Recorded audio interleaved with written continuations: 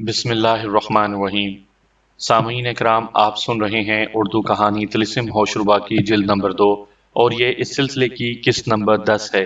مجھے امید ہے آپ کو میری یہ کاوش پسند آ رہی ہوگی۔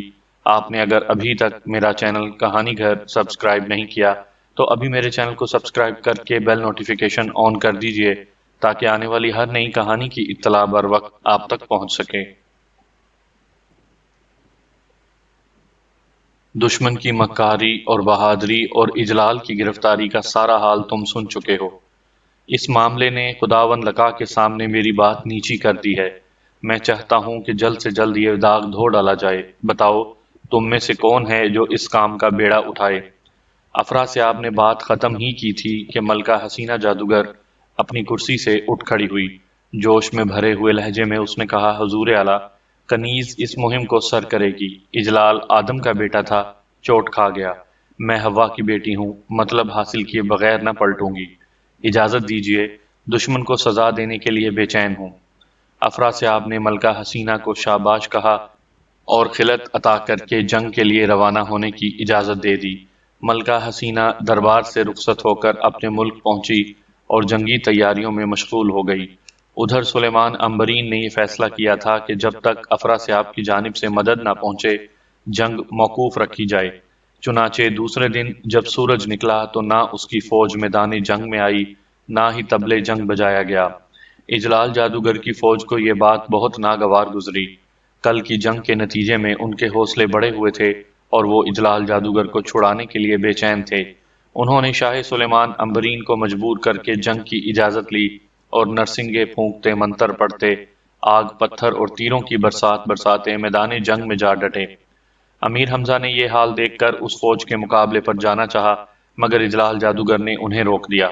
تھوڑی ہی دیر بعد اجلال جادوگر خود اپنی فوج کے سامنے کھڑا تھا اور پکار پکار کر کہہ رہا تھا، اے میرے وفادارو، مجھ پر سچائی ظاہر ہو چکی ہے۔ لقا جھوٹا خدا ہے، دین ابراہیمی سچا دین ہے۔ اسی میں میری، تمہاری اور سب کی نجات ہے۔ میں نے اپنی خوشی سے یہ دین قبول کر لیا ہے اور اب تمہیں بھی اس کی دعوت دیتا ہوں۔ مخالفت کا خیال دل سے نکال دو، لقا پر لعنت بھیجو، جادو سے توبہ کرو، اسلام پر ایمان لاؤ، امیر حمزہ کی اطاعت اختیار کرو۔ بس میں کہہ چکا، اب جسے میری بات پسند ہو میرے پاس آ جائے، ورنہ میدان جنگ چھوڑ کر وطن کو واپس ہو جائے۔ یاد رکھو، سارا طلسم ہوشربا امیر حمزہ کے ہاتھوں فتح ہونا ہے۔ جو بھی سرکشی کرے گا یا مقابلے کی ٹھانے گا کہیں پناہ نہ پائے گا۔ اجلال جادوگر کی یہ باتیں سن کر اس کی فوج میں سناٹا چھا گیا۔ سارے جادوگر آنکھوں ہی آنکھوں میں ایک دوسرے کی دلی حالت کا اندازہ لگاتے رہے۔ پھر ایک بارگی ان میں ہلچل پیدا ہو گئی۔ آدھے آدمی اجلال شاہ زندہ باد کے نعرے لگاتے اس طرف آ گئے، آدھے لعنت ملامت کرتے واپس چلے گئے۔ شاہ سلیمان نے واپس ہونے والوں کو روکنے کے بڑے جتن کیے، مگر وہ نہ مانے۔ چھاؤنی سے اپنا ساز و سامان اٹھا کر اسی وقت اپنے وطن روانہ ہو گئے۔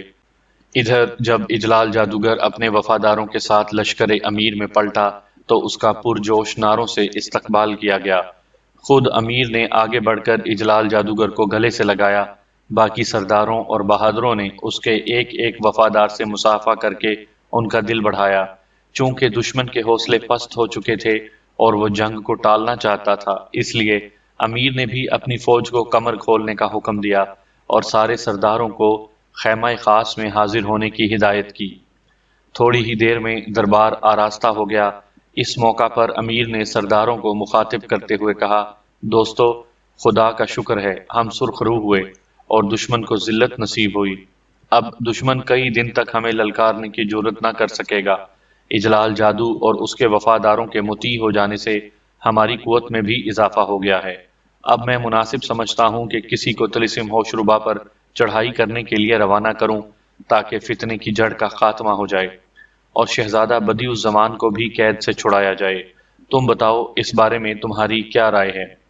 7 سرداروں نے ہاتھ اٹھا کر بلند آواز سے امیر کی تائید کی۔ پھر ہر شخص اس مہم پر جانے کے لیے اصرار کرنے لگا۔ بعض نامور سالار مہم کی سربراہی کے لیے اپنے اپنے نام پیش کرنے لگے۔ ساتھیوں کا یہ جوش و خروش دیکھ کر امیر مسکرائے، ہاتھ اٹھا کر سب کو خاموش ہو جانے کا اشارہ کیا اور پھر کہنے لگے، تمہارا یہ ولولہ دیکھ کر مجھے بڑی خوشی ہو رہی ہے۔ اس سے ثابت ہوتا ہے کہ تم میں سے کسی کے دل میں بھی افراسیاب اور اس کی جادوئی شان و شوکت کا معمولی سا بھی خوف نہیں ہے، لیکن اس سے یہ بھی ظاہر ہو رہا ہے کہ میرے ساتھ یہاں رہتے ہوئے دشمن کا مقابلہ کرنا تمہارے نزدیک کوئی خاص اہمیت نہیں رکھتا۔ یہ مناسب بات نہیں۔ یاد رکھو، دشمن کی یہ چھاؤنی ایک سمندر جیسی ہے، ایسا سمندر جس میں بہت سارے دریا آ کر گرتے ہیں۔ طلسم ہوشربا پر فوج کشی کا مقصد یہ ہے کہ ان کے دریاؤں کے سوتوں کو خشک کر دیا جائے، لیکن خشک ہونے سے پہلے یہ دریا جتنا پانی سمندر میں جمع کرتے رہیں گے، اسے تلوار کی آنچ سے بھاپ بنا کر اڑا دینا بھی بہت بڑا کام ہے۔ مطلب یہ کہ ہمیں دونوں ہی جانب توجہ دینا ہے اور دونوں ہی کی اہمیت کو پوری طرح محسوس کرنا ہے۔ تم میں سے کچھ کو میں ضرور طلسم ہوشربا کی فتح کے لیے روانہ بھی کروں گا، مگر وہ لوگ کون ہوں اس کا میں نے ابھی تک کوئی فیصلہ نہیں کیا۔ اتنا کہہ کر امیر حمزہ کچھ دیر خاموش رہے اور پھر حکیم بزرج مہر کے بیٹوں پر نگاہ ڈالتے ہوئے بولے، دانا باپ کے دانا بیٹو، یہ فیصلہ تم کرو گے۔ فال، رمل اور نجوم کا کمال تمہیں ورثے میں ملا ہے، ذرا حساب کر کے بتاؤ کہ افراسیاب کس بہادر کے ہاتھوں مارا جائے گا، طلسم ہوشربا کون فتح کرے گا؟ بزرج مہر کے تینوں فرزند امیر کا یہ ارشاد سن کر اپنی اپنی نشستوں سے اٹھے، سر جھکا کر تعظیم پیش کی اور پھر اپنی جگہ بیٹھ کر حساب لگانے لگے۔ دربار میں سناٹا چھا گیا۔ کچھ دیر تینوں بھائی الگ الگ حساب لگاتے رہے، پھر سب سے چھوٹے نے منجلے بھائی کے سامنے خاموشی سے اپنا کاغذ بڑھا دیا۔ منجلے نے ایک نگاہ اس پر ڈالی اور اپنے کاغذات سمیت اسے بڑے بھائی کے سامنے رکھ دیا۔ بڑے بھائی نے اپنے اور دونوں چھوٹے بھائیوں کے کاغذات سامنے رکھے، بعض حسابوں کی جانچ کی اور پھر اطمینان کے ساتھ اس طرح نشست سے کھڑا ہوا جیسے وہ کسی نتیجے پر پہنچ گیا ہو۔ سارے لوگ اس کی طرف متوجہ ہو گئے۔ آخر امیر کا اشارہ پا کر اس نے کہا، غیب کا سچا حال خدا کے سوا نہ کوئی دوسرا جانتا ہے، نہ جاننے کا دعویٰ کر سکتا ہے۔ ہم گناہ گار بندے ہیں، صرف اس کے بخشے ہوئے علم پر دار و مدار رکھتے ہیں۔ ہماری عقل ناقص ہے، نہ سارے علم کو اپنے اندر سما سکتی ہے، نہ حساب کتاب میں بھول چوک سے خالی ہو سکتی ہے۔ پھر بھی اپنے اطمینان کی حد تک ہم نے کوئی کسر نہیں چھوڑی، نتیجہ نکالنے میں اپنی جانب سے نہ کوئی بات گھٹائی نہ جوڑی۔ ہمارا حساب کہتا ہے کہ طلسم ہوشربا آپ کے نواسے اسد بن کرب غازی کے ہاتھوں فتح ہوگا اور افراسیاب کا کام بھی اسی کے ہاتھوں تمام ہوگا، لیکن 5 عیاروں کا بھی اس مہم پر جانا ضروری ہوگا۔ ان میں سے ایک شہزادہ اسد کا اپنا عیار زرغام شیر دل ہے اور دوسرے عیار کا نام محتر کیران ہے، تیسرا اس کا بیٹا جاں سوز بن کیران ہے، چوتھے کا نام برکے فرنگی نکلا ہے۔ اتنا کہہ کر وہ خاموش ہو گیا اور گھبرائی ہوئی نگاہوں سے امیر حمزہ کی سمت دیکھنے لگا۔ امیر حمزہ نے اسے گھورتے ہوئے کہا، 5ویں عیار کا نام تم نے نہیں بتایا، کیا بات ہے؟ اس نے ادب سے سر جھکائے ہوئے کہا، یا امیر، 5ویں عیار کا نام میں اپنی زبان سے ادا نہیں کر سکتا، رنجش کا ڈر ہے۔ بس اتنا کہہ سکتا ہوں کہ اس کا نام کا پہلا حرف عین ہے۔ وہ اتنا ہی کہہ پایا تھا کہ عمرو تل ملا کر اپنی جگہ سے اٹھ کھڑا ہوا اور امیر کو مخاطب کر کے کہنے لگا، یہ حکیم زیادہ ڈنڈی مار رہا ہے، ان تینوں میں سے ایک بھائی کا بھی اس مہم پر جانا ضروری ہے۔ دیکھ لیا امیر، بزرج مہر کے بڑے بیٹے نے کہا، اسی لیے میں ان کا نام نہیں لے رہا تھا۔ اب یہ انتقام میں خواہ ہمیں بھی اپنے ساتھ گھسیٹ رہے ہیں۔ دونوں آپس میں الجھنے لگے تو امیر نے انہیں خاموش کیا اور اسد بن کرب غازی سے کہنے لگے، بیٹا مبارک ہو، مہم کی سربراہی تمہارے نام نکلی ہے۔ اب تم کل صبح ہی اللہ کا نام لے کر روانہ ہو جاؤ، 40,000 سوار کافی ہوں گے، خدا تمہیں سرخ رو کرے گا۔ شہزادہ اسد نے اٹھ کر تعظیم کی اور بولا، نانا جان، مجھے اپنی اس خوش قسمتی پر ناز ہے، انشاءاللہ کل سورج نکلنے سے پہلے مہم پر روانہ ہو جاؤں گا، اجازت دیجیے تاکہ جا کر تیاری کروں۔ امیر نے شہزادہ اسد کو قریب بلا کر اس کی پیشانی کا بوسہ لیا اور سر پر شفقت کا ہاتھ پھیر کر اسے رخصت کیا۔ اس کے بعد چاروں عیار اپنی جگہ سے اٹھ کر امیر کے پاس آئے۔ امیر نے تعریفیں کر کے ان کا دل بڑھایا اور خزانچی کو 10 لاکھ روپے مہیا کرنے کا حکم دیا۔ یہ سن کر عمرو بھی چاروں عیاروں کے برابر جا کھڑا ہوا۔ امیر نے 1-1 لاکھ کی تھیلی چاروں عیاروں کو اور 6 لاکھ کی تھیلی عمرو کو دے کر مہم پر جانے کی ہدایت کی۔ عمرو نے اپنی تھیلی زنبیل میں ڈالتے ہوئے کہا، یا امیر، یہ آپ نے خواہ زحمت کی، روپے پیسے کا مجھے بالکل بھی لالچ نہیں، البتہ چونکہ فرزند آپ کا طلسم میں قید ہے اس لیے ضرور جاؤں گا اور اسے آزاد کرواؤں گا۔ لیکن مجھے یہ بالکل پسند نہیں کہ آپ میرے شاگردوں کو روپیہ دے کر خراب کریں۔ یہ کہہ کر اس نے چاروں عیاروں کے ہاتھوں سے تھیلیاں چھین کر اپنی زنبیل میں ڈال لیں اور ان کو جھاڑ پلاتا ہوا بولا، عیار بچوں، کیا تمہاری مت ماری گئی ہے؟ مہم پر جاؤ گے اور اس کا خرچہ بھی ساتھ لے جاؤ گے؟ ایسا نہیں ہو سکتا۔ جہاں جاؤ وہیں کماؤ، ورنہ عیاری سے ہاتھ اٹھاؤ۔ وہ بیچارے سٹ پٹا کر رہ گئے۔ بعد میں عمرو کو رخصت کر کے امیر نے انہیں چپکے سے الگ رقم دی اور منع کر دیا کہ عمرو کو پتہ نہ چلے۔ چاروں عیار امیر کو دعائیں دیتے دربار سے رخصت ہوئے اور اپنے اپنے خیموں میں جا کر سفر کی تیاری کرنے لگے۔ دوسرے دن پو پھٹتے ہی شہزادہ اسد بن کرب غازی نے کوچ کا نکارہ بجوایا۔ اس کے منتخب کیے ہوئے 40,000 شہ سوار ہر طرح تیار تھے۔ سب نے مل کر نعرہ تکبیر بلند کیا اور اشارے کے مطابق چل کھڑے ہوئے۔ سج دھج ساز و سامان اور آن بان اسی لشکر کے دیکھنے سے تعلق رکھتی تھی۔ سارے سوار جملہ ہتھیاروں سے لیس اور ذرا بختر اور خود سے آراستہ تھے۔ گھوڑے ان کے تازہ دم اور تیز و ترار تھے۔ سینکڑوں خچر، اونٹ اور ہاتھی ڈیرا خیمہ اور رسد سے لدے پھندے ساتھ تھے۔ پرچم اور نشان لہراتے، نکارے اور نفیری بجاتے، وہ سب اس شان کے ساتھ مارچ کر رہے تھے کہ دیکھنے والوں کے سینے جوش سے پھول جاتے تھے۔ طبیبوں اور جراحوں سے لے کر گانے والوں تک، اور خیمہ دوزوں اور لوہاروں سے لے کر بیلداروں، سکوں اور باورچیوں تک ہر طرح کے پیشہ وروں اور خدمتگاروں کی ضروری تعداد اس فوج میں شامل تھی۔ امیر حمزہ اپنے فرزندوں اور سرداروں کے ساتھ ایک کشادہ مقام پر کھڑے ہو کر اس فوج کو گزرتا دیکھتے رہے۔ دل ہی دل میں اس کی کامیابی اور فتح مندی کی دعائیں مانگتے رہے۔ شہزادہ اسد جب اس مقام سے گزرا تو امیر کو دیکھتے ہی گھوڑے سے چھلانگ لگا کر اتر پڑا اور امیر کے قدموں سے لپٹ گیا۔ امیر نے اسے اٹھا کر سینے سے لگایا، اسم اعظم پڑھ کر سینے پر دم کیا۔ کچھ دیر صفر و قیام، جنگ اور صلح اور نامہ و پیام کے بارے میں ہدایت و تاکید کرتے رہے، پھر دل پر ہاتھ رکھ کر اسے رخصت کیا۔ جب شہزادہ اسد کی فوج کا آخری سوار بھی امیر کے سامنے سے گزر گیا تو بے ساختہ امیر کے منہ سے ہلکی سی آہ نکل گئی۔ چند لمحے بعد 5 چست اور چالاک شخص شہزادے کی فوج کا پیچھا کرتے ادھر سے گزرے۔ وہ سب ہرنوں کی طرح چھلانگے لگاتے ہوئے آ رہے تھے۔ ان سب کے سروں پر اونچی رنگین ٹوپیاں تھیں جن کے گرد کمندیں بندھی ہوئی تھیں۔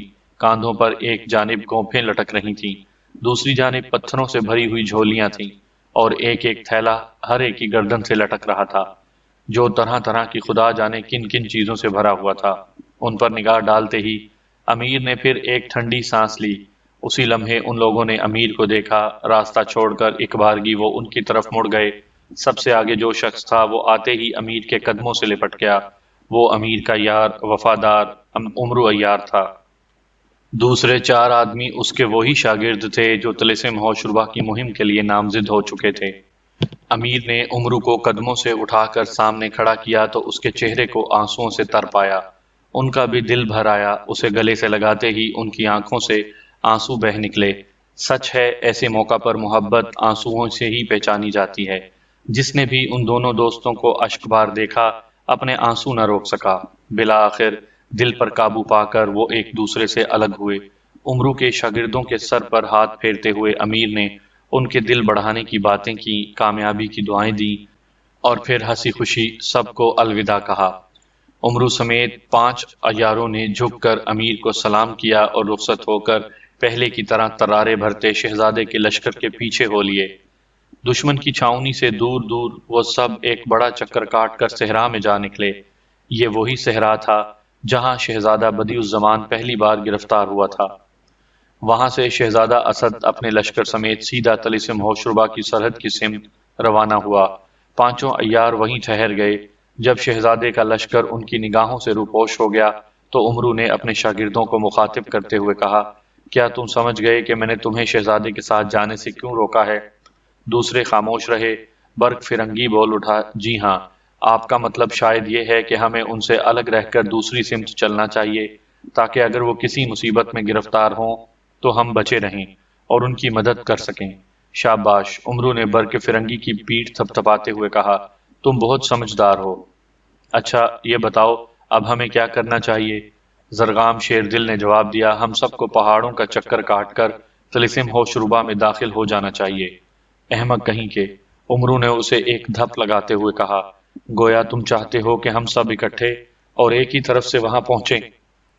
نہیں استاد، برق فرنگی پھٹ سے بولا، طلسم ہوشربا خطرناک اور اجنبی ملک ہے، اکٹھا جانا کسی صورت سے مناسب نہیں، ہم سب کو الگ الگ راستے لینے چاہیے۔ محتر کیران اور اس کے بیٹے جاں سوز نے ایک ساتھ کہا، بہتر یہی ہے استاد، ہم بھی اس بات کی تائید کرتے ہیں۔ اچھا تو خدا حافظ، عمرو نے انہیں رخصت ہونے کا اشارہ کرتے ہوئے کہا۔ سب الگ الگ راستوں پر چل دو، زندہ رہے تو جلد ملیں گے۔ چاروں شاگرد مختلف سمتوں کو چل دیے۔ کچھ دیر عمرو اسی جگہ کھڑا ہو کر سب کو جاتا دیکھتا رہا۔ جب وہ اس کی نگاہوں سے غائب ہو گئے تو اس نے بھی ایک جانب قدم بڑھایا اور ہرنوں کی طرح چھلانگے لگاتا صحرا میں غائب ہو گیا۔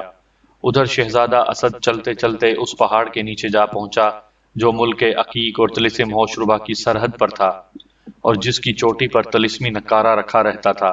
نکارچی کی نظر شہزادہ اسد اور اس کے لشکر پر پڑی تو وہ پہاڑ کی چوٹی پر سے چلایا، خبردار اے نوجوان، تو جو کوئی بھی ہے یہیں سے واپس پلٹ جا، درے کی جانب بڑھنے سے باز آ جا، جان لے کہ پہاڑ کے اس پار ملک افراسیاب ہے۔ بڑے سے بڑا سورما بھی بغیر اجازت وہاں جانے کی نہیں سوچتا، اور جو یہ جرت دکھاتا ہے پلٹ کر واپس نہیں آتا۔ اپنی اور اپنے لشکر کی خیر چاہتا ہے تو جہاں سے آیا ہے وہیں چلا جا، ایک قدم بھی یہاں سے آگے نہ بڑھا۔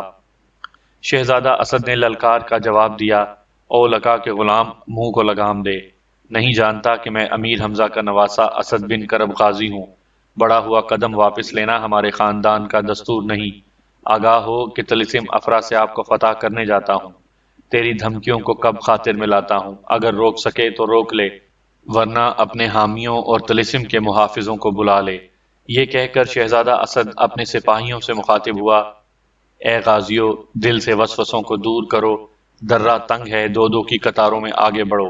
بس یہ چند الفاظ ہی کام کر گئے، مجاہدوں کے دل جوش سے بھر گئے، سب نے مل کر ایک بارگی نعرہ تکبیر کا غلغلہ بلند کیا۔ نعرے کی گونج نے پہاڑ کے سلسلے سے ٹکرا کر صدائے بازگشت پیدا کی، زمین و آسمان کانپ اٹھے، غازیوں کے حوصلے بڑھے۔ سب سے پہلے شہزادہ اسد نے اپنا گھوڑا درے میں داخل کیا، اس کے پیچھے اس کا لشکر بے خوف ہو کر دو دو کی قطار میں چلا۔ یہ لشکر ابھی پہاڑوں میں تھا کہ طلسمی نکارے گونج اٹھے۔ افراسیاب کو خبر ہو گئی، اس نے فوراً ہی سرحدی ملکوں کے ماتحت بادشاہوں کو احکامات جاری کر دیے کہ ہوشیار ہو جائیں، حملہ آوروں پر کڑی نظر رکھیں، جیسے ہی انہیں اپنی حد میں پائیں گرفتار یا ہلاک کرنے میں ہرگز کوتاہی نہ دکھائیں۔ شہزادہ اسد کو یقین ہو گیا تھا کہ اسے ٹوکنے والا نکارچی طلسم ہوشربا کے سرحدی محافظوں کو ہوشیار کر دے گا اور وہ اس کا راستہ روکنے کی کوشش کریں گے، لیکن اس کا خیال تھا کہ یہ مقابلہ پہاڑیوں کے اس پار ہی پیش آئے گا۔ درے کے اندر کافی دور تک چلتے رہنے پر جب اسے کہیں کوئی خطرہ نظر نہ آیا تو اس کا یہ خیال اور بھی مضبوط ہو گیا۔ احتیاط کی وجہ سے وہ اب تک بہت آہستہ آہستہ آگے بڑھتا رہا، لیکن اس کے بعد اس نے رفتار تیز کر دی۔ دور دور تک پہاڑ ہی پہاڑ نظر آ رہے تھے اور وہ جلد از جلد اس خطرناک علاقے کو پار کر جانا چاہتا تھا۔ دوپہر تک وہ بے کھٹکے تیزی کے ساتھ آگے بڑھتا رہا، تقریباً آدھے سے زیادہ فاصلہ طے ہو چکا تھا، درہ بھی اب پہلے سے زیادہ چوڑا ہو گیا تھا۔ رفتار اور بڑھا دی گئی، شہزادے اور اس کے لشکریوں کے دل سے سارے رہے سہے اندیشے جاتے رہے، جلد سے جلد باقی درہ طے کر جانے کے علاوہ ان کے ذہنوں میں کوئی دوسرا خیال نہ تھا۔ اچانک ایک کشادہ وادی ان کے راستے میں آ گئی، شہزادے نے اسے غنیمت سمجھا۔ لشکر کا جائزہ لینے کے ارادے سے وہ اگلے درے کے قریب پہنچ کر رک گیا۔ لمبی اور پرپیچ قطار میں آنے والے سوار اس کے سامنے صفیں باندھ کر کھڑے ہوتے گئے۔ پیچھے والوں کی شہزادے کو خاص فکر تھی۔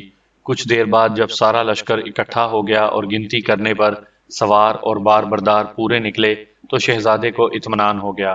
سرداروں کو مخاطب کرتے ہوئے اس نے کہا، ساتھیو، خدا کا شکر ہے خطرناک راستے کا اتنا حصہ ہم نے خیریت سے طے کر لیا۔ آگے کا پہاڑی سلسلہ کچھ زیادہ بڑا نہیں معلوم ہوتا، انشاءاللہ ہم اس سے جلد گزر جائیں گے۔ دشمن کا دور دور تک نشان نہیں ملتا، مگر یہ ممکن ہے کہ جیسے ہی اگلا درہ پار کر کے ہم کھلے میدانی علاقے میں پہنچیں اسے اپنے سامنے پائیں، لہٰذا ہوشیار رہنا، پہاڑی سلسلہ ختم ہوتے ہی صفیں باندھ لینا۔ بس آؤ چلیں، شام ہونے سے پہلے ہمیں پہاڑوں سے نکل جانا چاہیے، پہلے کی طرح دو دو کی قطار میں میرے پیچھے آؤ۔ اتنا کہہ کر شہزادے نے گھوڑے کو موڑا، لیکن ابھی وہ مشکل سے 2 قدم درے کی طرف بڑھا تھا کہ ایک بارگی سہم کر کھڑا ہو گیا۔ بادلوں کے گونجنے اور بجلیوں کے کڑکنے کی ایسی ہولناک آوازیں گونج اٹھی تھیں کہ گھوڑوں کے علاوہ لشکر کے سارے سواروں کے بھی دل کانپ اٹھے تھے۔ شہزادے نے سر اٹھا کر آسمان کی طرف دیکھا۔ اس کی حیرت کی انتہا نہ رہی۔ سورج پہلے کی طرح صاف چمک رہا تھا۔ آسمان پر بادلوں کا کوئی چھوٹا سا ٹکڑا بھی موجود نہ تھا۔ وہ سمجھ گیا کہ گرج کی آواز جادو کی تھی۔ لشکر کو پیچھے آنے کا اشارہ دے کر اس نے بے خوفی کے ساتھ گھوڑے کو پھر آگے بڑھایا۔ ایک بار پھر ہولناک گرج اور کڑک کی آوازیں گونجنے لگیں۔ لشکر کے بہت سے گھوڑے پھر سہم کر رک گئے۔ شہزادہ قدم قدم آگے بڑھتا رہا۔ تیسری بار پھر ویسی ہی آوازیں بلند ہوئیں، مگر اس بار کسی نے اس کا اثر نہ لیا۔ سواروں کی قطاریں شہزادے کے پیچھے پیچھے چلتی رہیں۔ درہ شہزادے کے اور قریب ہوتا گیا۔ اچانک شہزادے کو محسوس ہوا کہ وہ چاروں جانب سے دشمن کے نرغے میں آ گیا ہے۔ وادی کے دائیں بائیں، آگے پیچھے، ہر سمت سے زبردست نعرے بلند ہو رہے تھے۔ خبردار، ہتھیار ڈال دو، شہنشاہ افراسیاب زندہ باد۔ ایسا لگتا تھا جیسے دشمن کے لاکھوں سپاہی پہاڑوں کی اوٹ میں موجود ہیں، اور اگر ان کے حکم کی تعمیل نہ کی گئی تو وہ ہر طرف سے ٹوٹ پڑیں گے۔ شہزادے نے جوش میں آ کر تلوار کھینچ لی، لشکر کو چومکھی لڑائی لڑنے اور دشمن کا حملہ روکنے کا اشارہ دیا، اور صبر کے ساتھ دشمن کے سامنے آنے کا انتظار کرنے لگا۔ نعرے بند ہو چکے تھے، ہر سمت خاموشی چھا گئی تھی۔ ایک ایک لمحہ پہاڑ جیسا گزر رہا تھا۔ کچھ دیر یوں ہی سناٹا رہا، جہاں جہاں تک نگاہیں کام کرتی تھیں کوئی چیز حرکت کرتی نہ دکھائی دیتی تھی۔ شہزادے سے ضبط نہ ہو سکا، وہ للکارا، بزدل دشمنوں، سامنے آؤ، ہم لڑنے کو تیار ہیں۔ جواب میں سوائے اس کے لفظوں کی گونج کے نہ کوئی دوسری آواز سنائی دی، اور نہ دشمن کی کسی جانب کوئی حرکت محسوس ہوئی۔ شہزادے کا ماتھا ٹھنکا۔ وہ سوچنے لگا کہیں نعروں کی یہ آوازیں بھی جادو کا شعبدہ نہ ہوں۔ دشمن نے ہمیں ڈرانے اور اس وادی میں روکے رہنے کے لیے یہ ڈھونگ رچایا ہو۔ بہرحال یہ جگہ خطرناک ہے، نہ پانی ہے نہ پناہ ہے۔ جس طرح بھی ہو ہمیں یہاں سے نکلنا چاہیے۔ یہ سوچ کر اس نے اپنے سرداروں کو حکم دیا، ڈھالیں سر پر لو، چاروں طرف سے چوکنا رہتے ہوئے میرے پیچھے آؤ۔ حملہ ہو جائے تو بھی لڑتے بھڑتے پہاڑوں سے باہر نکلنے کی کوشش کرو۔ یہ ہدایات دے کر شہزادے نے پھر اپنا گھوڑا درے کی طرف بڑھا دیا۔ اس کا لشکر بھی حرکت میں آ گیا۔ وہ چند ہی قدم چلے ہوں گے کہ ایک بارگی پھر ہر جانب سے دشمن کے نعرے گونجنے لگے۔ خبردار، ہتھیار ڈال دو، تم گھیرے میں آ چکے ہو، شہنشاہ افراسیاب زندہ باد۔ شہزادہ اور اس کا لشکر ایک بار پھر ٹھٹک گیا۔ پہاڑوں میں پھر پہلے کی طرح سناٹا چھا گیا۔ دشمن کا کوئی فرد کسی جانب سے حرکت کرتا نظر نہ آیا۔ چند لمحے خاموشی سے انتظار کرنے کے بعد شہزادے نے پھر لشکر کو آگے بڑھنے کا اشارہ کیا۔ دشمن کے نعرے پھر گونج اٹھے۔ شہزادہ احتیاط کے ساتھ درے میں داخل ہو گیا۔ اس وقت سے لے کر پہاڑی سلسلہ پار کر جانے تک دشمن کے نعرے اسی طرح بار بار گونجتے رہے، لیکن پھر شہزادہ یا اس کے لشکر کا کوئی شخص کہیں نہ رکا۔ سورج ڈھلتے ڈھلتے وہ خیریت کے ساتھ پہاڑی سلسلے سے نکل گئے۔ اب ان کے سامنے ایک سرسبز و شاداب میدانی علاقہ دور دور تک پھیلا ہوا تھا۔ شہزادے نے ایک بار پھر خدا کا شکر ادا کیا، لشکر کو یکجا کر کے صفیں آراستہ کی اور جنگی حالت میں احتیاط کے ساتھ پیش قدمی کرنے لگا۔ دشمن کی فوج کا کوسوں کہیں پتہ نہ تھا، اور اس بات پر شہزادے کو سخت تعجب ہو رہا تھا۔ رہ رہ کر اب اس کے دل میں یہ اندیشہ چٹکیاں لینے لگا، کہیں دشمن ارد گرد طاق میں نہ ہو، رات کے اندھیرے کا منتظر ہو اور شب خون مارنے کی سوچ رہا ہو۔ سورج غروب ہو رہا تھا۔ شہزادہ پڑاؤ ڈالنے کے لیے کسی مناسب جگہ کی تلاش میں تھا۔ اتفاقاً چلتے چلتے وہ ایک باغ کے سامنے جا پہنچا۔ باغ کا دروازہ سنگ مرمر کے پتھروں کا بنا ہوا تھا اور پھاٹک چاندی کی سلاخوں کا تھا۔ دائیں بائیں اونچے اور ہرے بھرے گنجان درختوں کا سلسلہ دور دور تک چلا گیا تھا۔ صاف معلوم دیتا تھا کہ یہ کسی بڑے بادشاہ کا باغ ہے، مگر حیرت کی بات یہ تھی کہ ایک تو پھاٹک کھلا ہوا تھا، دوسرا آس پاس کہیں بھی کسی محافظ یا پہرے دار کا کوئی وجود نہ تھا۔ سرداروں کے مشورے پر شہزادہ بے دھڑک اندر داخل ہو گیا۔ باغ اندر سے بہت کشادہ تھا۔ لا تعداد درخت ہر قسم کے پھلوں اور میووں سے لدے کھڑے تھے۔ رنگ برنگے پھولوں کی کیاریاں ادھر ادھر بہار دے رہی تھیں۔ چار گوشوں پر 4 بڑے بڑے تالاب تھے، جن میں رنگ برنگی چھوٹی بڑی مچھلیاں، بطخیں اور مرغابیاں تیر رہی تھیں۔ باغ کے بیچوں بیچ سنگ مرمر کا ایک بڑا سا چبوترا بنا ہوا تھا، جس کے بیچ میں ایک خوبصورت سی بارادری تھی۔ شہزادے کے سپاہیوں نے باغ کا کونا کونا چھان مارا، دشمن کا ایک بھی آدمی وہاں موجود نہ تھا۔ کچھ سپاہی ارد گرد کا جائزہ لینے کے لیے باغ کے باہر چاروں طرف بھیجے گئے۔ انہیں دور دور تک نہ کوئی بستی دکھائی دی، نہ دشمن کی کوئی چھاؤنی۔ کوئی ایسی جگہ بھی انہوں نے نہ پائی جہاں دشمن چھپ سکتا اور ان کے لیے خطرہ بن سکتا۔ ہر طرح کا اطمینان کر لینے پر شہزادے نے لشکر کو پڑاؤ ڈالنے کا حکم دیا۔ دیکھتے ہی دیکھتے باغ کے صحن میں خیمے اور شامیانے کھڑے ہونے لگے۔ رات گزارنے کا سامان کھولا جانے لگا، کھانے پکانے کے انتظامات کیے جانے لگے، مشعلیں اور قندیلیں روشن ہونے لگیں۔ وہ باغ جو چند لمحے پیشتر ویران اور سنسان دکھائی دیتا تھا، زندگی کی رونقوں سے بھرپور ہو گیا۔ شہزادے کے قیام کے لیے بارادری کو آراستہ کیا گیا۔ سنگ مرمر کے چبوترے پر شامیانے لگا کر ارد گرد کناتیں کھڑی کر دی گئیں۔ اندرونی طور پر بھی کناتیں لگا کر چبوترے کو 4 حصوں میں تقسیم کر دیا گیا۔ ایک حصہ صحن میں ٹھہرایا گیا، دوسرا تام خانہ، تیسرا خدمت گاروں کے لیے مقرر ہوا اور چوتھا دربار خاص کے لیے۔ رات کے کھانے سے فارغ ہو کر شہزادے نے دربار خاص میں سرداروں کو طلب کیا۔ کافی دیر تک سب مل جل کر آئندہ کی پیش قدمی کے پروگرام طے کرتے رہے۔ احتیاط اور دور اندیشی کے لحاظ سے سب نے اس بات سے اتفاق کیا کہ پورے لشکر کو 4 حصوں میں تقسیم کر دیا جائے۔ 10-10 ہزار کا لشکر یہاں سے ہر روز ایک ہی سمت کو روانہ ہو اور شہزادہ آخری لشکر کے ساتھ ہو۔ جب تک کوئی بہت بڑا معرکہ درپیش نہ آئے، سارے لشکر ایک ایک دن کے فاصلے پر رہتے ہوئے اسی طرح آگے بڑھتے رہیں۔ البتہ تیز رفتار ہرکاروں کے ذریعے آپس میں ہر وقت رابطہ قائم رکھیں اور ایک دوسرے کو حالات سے باخبر کرتے رہیں۔ یہ سارے فیصلے کرنے کے بعد شہزادے نے دربار برخاست کیا۔ اس موقع پر ایک عجیب بات ہوئی۔ جیسے ہی شہزادے نے دربار برخاست کرنے کا اعلان کیا، چاروں سمت سے ملے جلے کہکہوں کی آوازیں بلند ہوئیں۔ سب نے چونک کر ایک دوسرے کو غور سے دیکھا۔ آواز باہر سے آئی تھی، مگر پھر چونکہ فوراً خاموشی بھی چھا گئی تھی، اس لیے وہ سمجھے کہ ارد گرد کے سپاہی کسی بات پر ہنسے ہوگے۔ کسی نے اسے غیر معمولی یا پر اسرار معاملہ نہ سمجھا۔ شہزادے کو سلام کر کے سارے سردار وہاں سے رخصت ہو گئے۔ اس رات سونے سے پہلے لشکر کے کئی سرداروں اور سپاہیوں کو کہکہ کی طرح کی کئی عجیب باتیں پیش آئیں۔ ان میں سے ہر بات انہیں اسی طلسمی باغ سے ہوشیار کرنے کے لیے کافی تھی، مگر آرام پسندی نے مت مار دی۔ کسی نے ان پر توجہ نہ دی۔ ایک سردار کو جب بستر پر لیٹتے ہی گھنگروؤں کی چھما چھم سنائی دی تو پہلے تو وہ چونک کر اٹھ بیٹھا، مگر جب آواز بند ہو گئی تو وہ اسے اپنا وہم سمجھ کر سو گیا۔ دوسرے سردار کو ایک درخت کی بڑی شاخ بالکل اژدہے کے روپ میں ہلتی اور زبان لپ لپاتی دکھائی دی۔ وہ سہم گیا۔ چند لمحے بعد وہ شاخ اسے پھر پہلی جیسی دکھائی دینے لگی۔ جب ایک ساتھی سے اس نے یہ بات کہی تو اس نے اس کا مذاق اڑایا۔ گھوڑوں کے قریب لیٹے ہوئے سپاہیوں میں سے ایک نے اچانک ایک گھوڑے کو پروں کے ساتھ اڑتے دیکھا۔ اس کی چیخ نکل گئی، مگر جب اس نے اپنے ساتھیوں کو مخاطب کر کے اڑتے ہوئے گھوڑے کی طرف اشارہ کیا تو وہ غائب تھا۔ سب نے اسے پاگل ٹھہرایا۔